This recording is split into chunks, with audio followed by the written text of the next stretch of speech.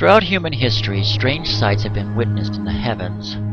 Depictions on cave walls and written records from our past testify to these mysterious happenings, and are found in every geological location and civilization known, from ancient times to our present day.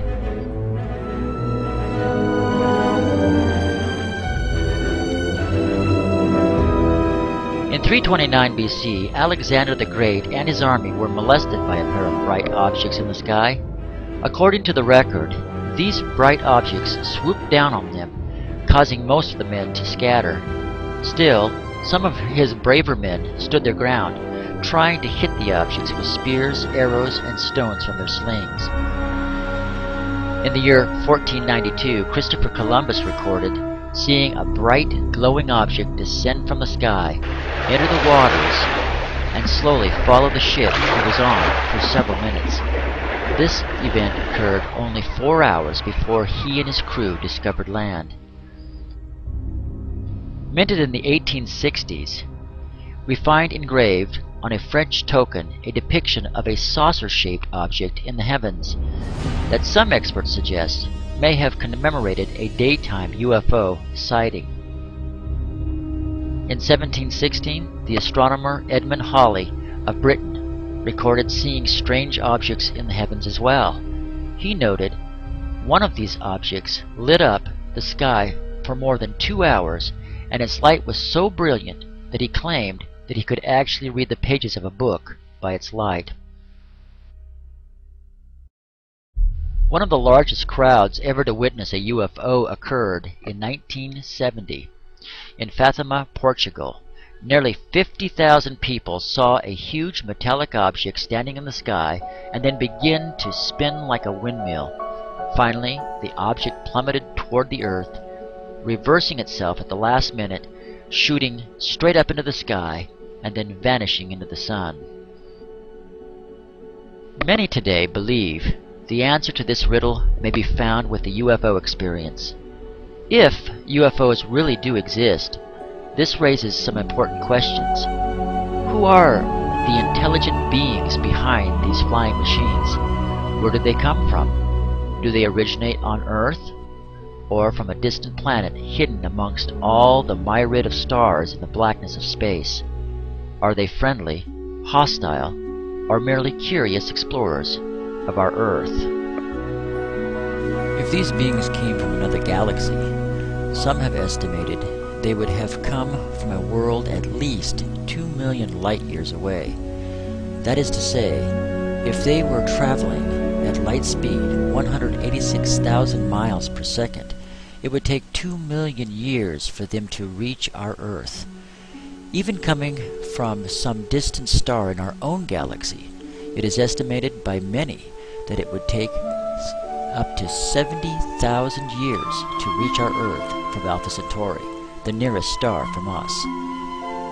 It has been projected a spaceship traveling only 70% the speed of light for 5 years to the nearest star system would consume 500,000 times the amount of energy the United States uses in all of its cities in a single year. But there are other problems associated with space travel. Space is full of various gases and dust particles. Professor Edward Purcell, Nobel Prize winner and graduate of Harvard University, pointed out that a spaceship traveling at the speed of light would collide with this space material, and that if a space vehicle hit even one particle of dust, it would have the destructive force upon the ship to the blast equivalent of 800 tons of TNT.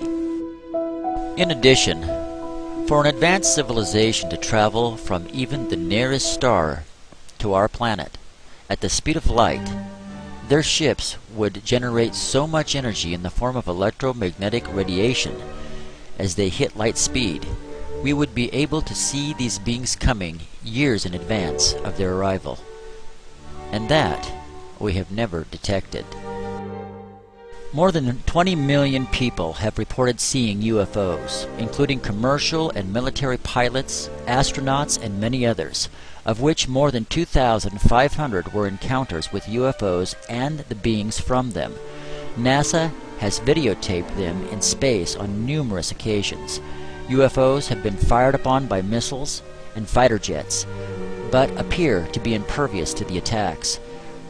They produce powerful electromagnetic pulses, often shutting down electrical machinery and vehicles. They produce bizarre and frightening reactions in animals, and often cause mental breakdown and other severe psychological disturbances in humans. It is noted they are able to materialize as if from nowhere and are seen just as often vanishing as if into thin air in the middle of a sighting. It should be noted they are able to perform unbelievable aerial maneuvers which defy all known laws of physics, including 90-degree turns traveling at several hundred miles per hour, and they have been clocked at speeds in excess of 16,000 miles per hour.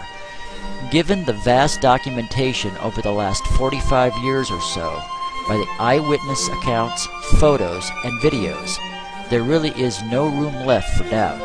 UFOs exist.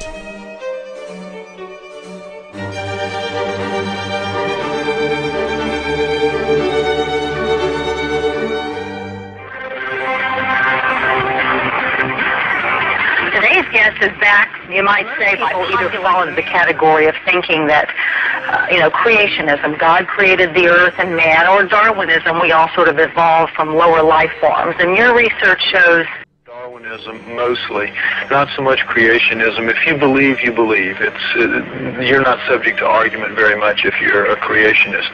So I go after what the Darwinists say, and I show how that in fact they don't explain either how life came to be. Ask the question, where did we come from? And in part 4 of the book, I deal with that, and I believe that the Sumerians, the ancient Sumerians, and what they had to say about it, they say that on that planet the Sumerians do live another culture called the Anunnaki, and that in our past, in the past of Earth, at around 400,000 years ago, they came here to work, to do a job, which I go over in the book, and while here they decided to create a slave, to genetically engineer a slave, using the creature of Earth as a genetic base.